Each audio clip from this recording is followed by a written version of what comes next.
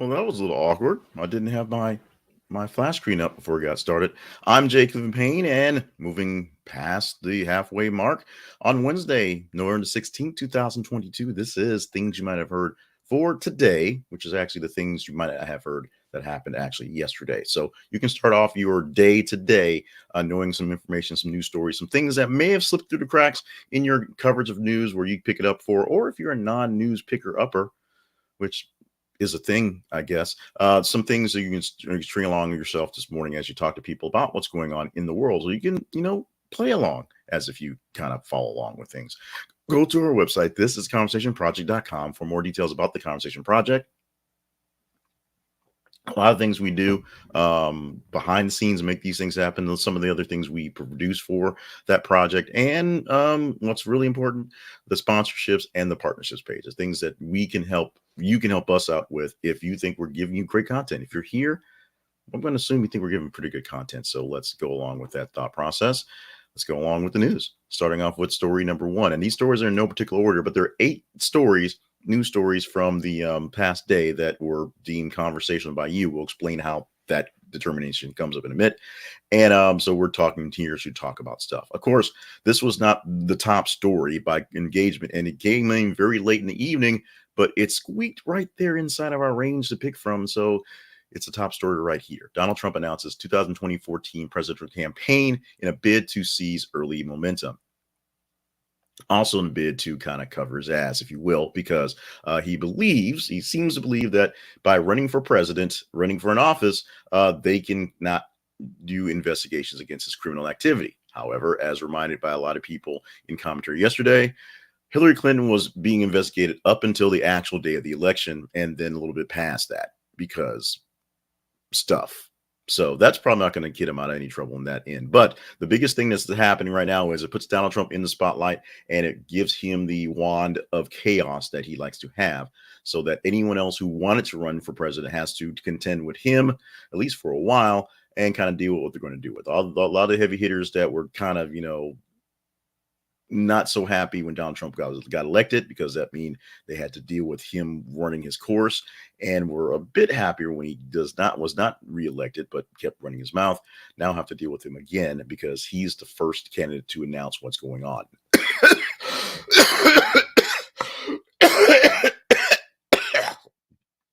Excuse me, all choked up on a Donald Trump presidency again, because that does kind of scare me. Oh, actually, I got a little bit of cold, so that's what really dripped down into my throat. But I want to say maybe it's a little bit of both. Maybe. Next story: University of Idaho homicide victims believed stabbed to death in isolated targeted attack.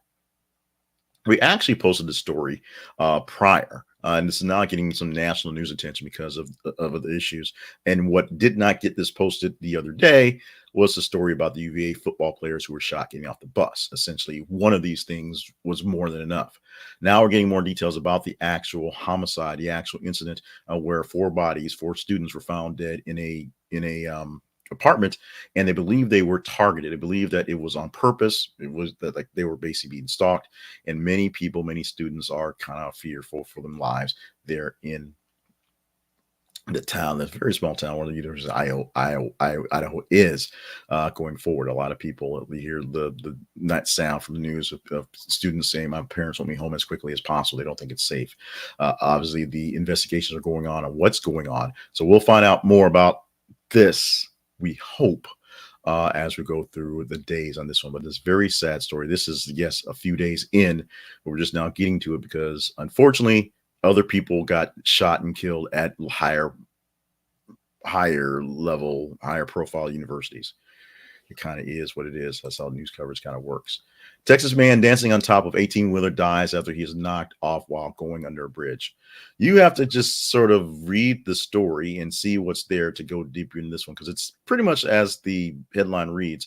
It wasn't exactly one of the stellar things we popped in there. It was just sort of, I got to fill time with stuff, and this sort of happened. It's kind of weird, but let's do this. You guys responded to this one pretty big. So that's why we were talking about it here. Check out the link to the story to go deeper into this one. A very sad story. Literally, it's somebody's videotaping, or a guy's dancing on top of 18-wheelers, dancing through Texas on traffic, and you see, everybody's got their phones out and their dash cams on them, and then you go under an underpass, and he's knocked off and he's killed. Not so much lighter news. This is the headline that we originally posted. Pentagon investigates reports of Russian missile hitting NATO member Poland. Guess what?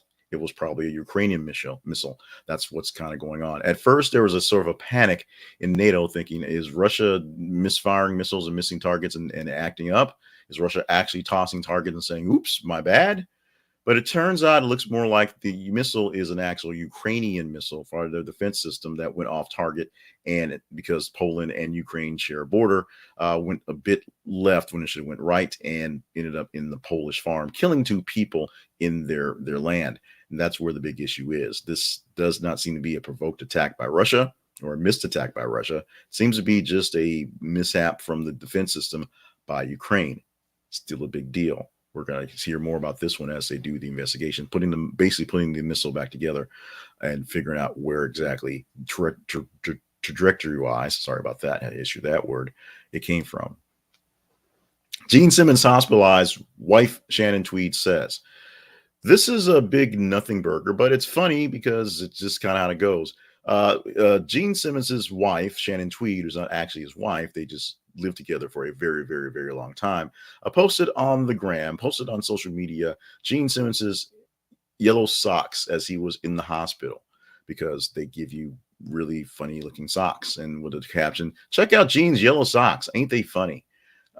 Gene Simmons was in the hospital getting some kidney stones kind of removed before they became bigger stones. He's 73 years old, and that's an issue he has. So he has the capacity to go every so often and get the pipes clean, literally, as he said. And he used the opportunity on his end to poke fun at his wife, who's not his wife, on her, being a big mouth about stuff, and talk about his upcoming daughter's wedding. Gene Simmons is 73 and Shannon Tweed, I believe, is 66. They have been together for quite some time. As far as I can tell, they've always been together. They just aren't officially married, which is fine by me. So a little fun poked by Gene Simmons after fun poked by Shannon Tweed. Gene Simmons is hospitalized for nothing serious, pretty much standard kidney stones, taking care of those. Let's move on to the next story. Arizona teacher filmed OnlyFans video in classroom. And guess what? She got fired, as she should have. Check out the link to go deeper into that story, pun intended, if you want to know more about how that happened. But just because OnlyFans is helping people who are making marginal money other places pay the bills, doesn't mean you should involve your marginal places to help pay those bills, because it makes a lot of people liable. I once, when I was at the radio station, was trying my first or second or third attempt at doing the video stuff. But the problem was I was always there. So I was trying to figure out how to make it so that I could not be seen in my office, or not be seen sitting in the studio in off time and try to record the videos, which I was doing on my own personal machines, but I was doing on work property. Didn't work out so well. There was a couple tools that were there. A lot of the early green screen stuff that, green screen out of green screen, we used a lot. We did, and it was mostly conversation stuff, the conversation stuff, news stuff that was for the day, because I worked at a news station, so I had access to that news information.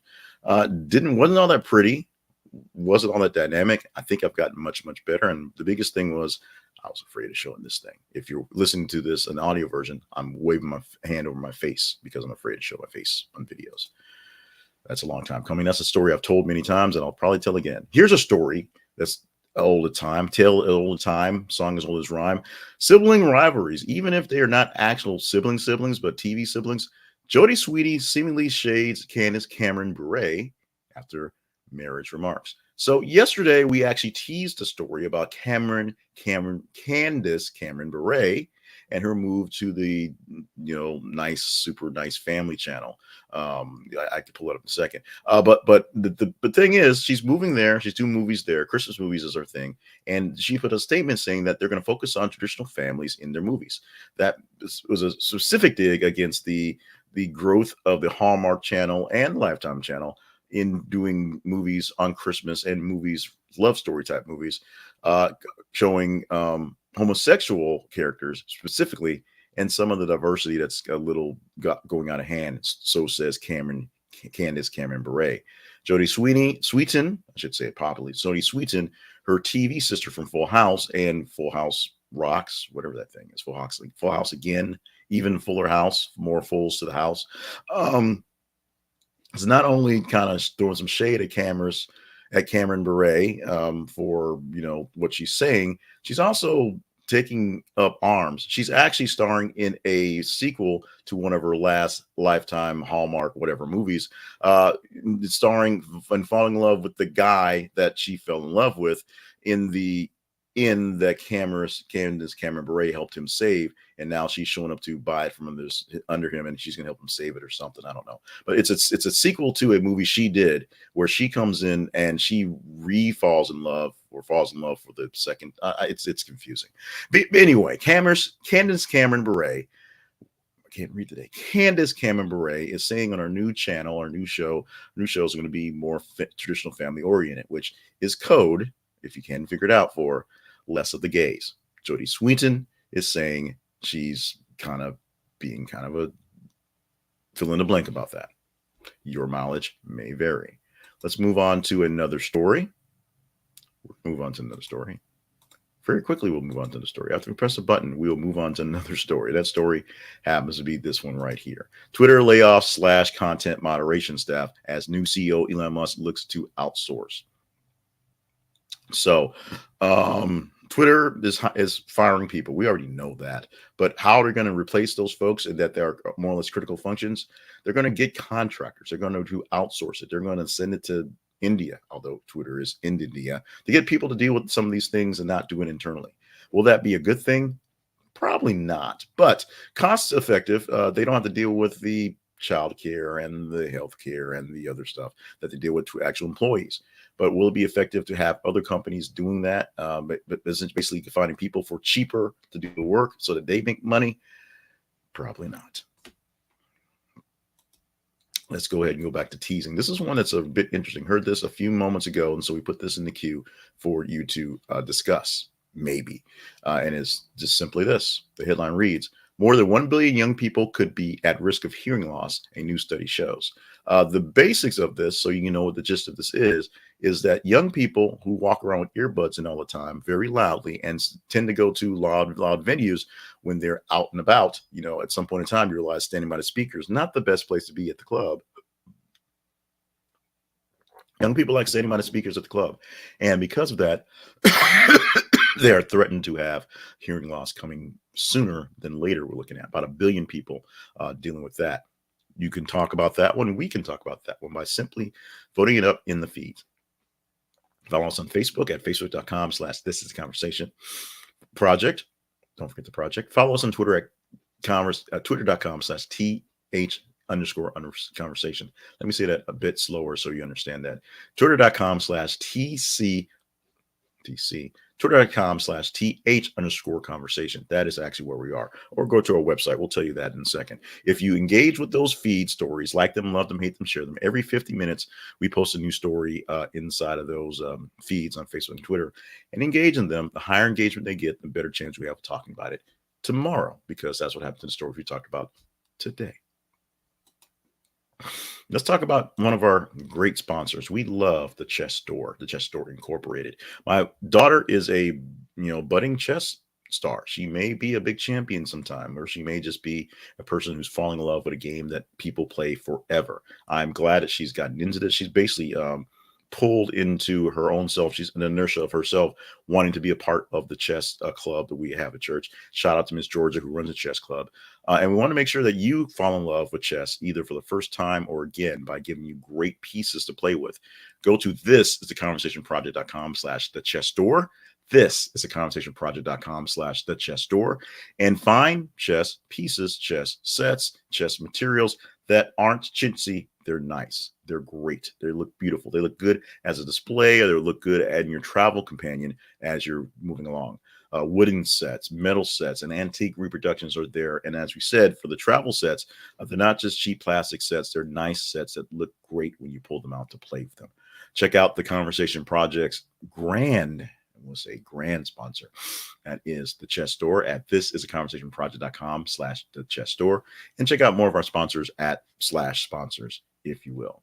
Now let's check out us, because that's what we do here. We're going to hype ourselves. The Conversation Project is housed at thisisaconversationproject.com. Find links for other sponsors, find links for other partnership opportunities, find links to our feeds, find links to our other products, and links to some other products that are attached to this as a part of my larger company, More Better Media LLC. All that can be found at thisisaconversationproject.com. Also links to all the ways you can get us via podcast, via repeat video, via newsletter, via video at thisisaconversationproject.com. I'm not sure how you're seeing this or hearing this, so we want to make sure you get that so you can get the other things we provide. We also provide, to make this more morning show-ish, other things like today things, including birthdays. Happy birthday to Marge Heldenberger from CSI and CSI Vegas, which is, the old show and then the reboot of the old show. 64 years old today on that one. Lisa Bonet, 55 years old on the day, who has had a very interesting and a very diverse career. But of course, we all know and love her now because she married Jason Momoa and essentially became a throuple with her former husband, and him and them doing stuff. And unfortunately, even though Lisa Bonet is now divorced from both the husbands are doing fine together. Weird. It seems like a weird spinoff of Frankie and Grace, but it's just, the man love between those dudes cannot be broken, even by the fact that they're not married to the same woman anymore. It's something.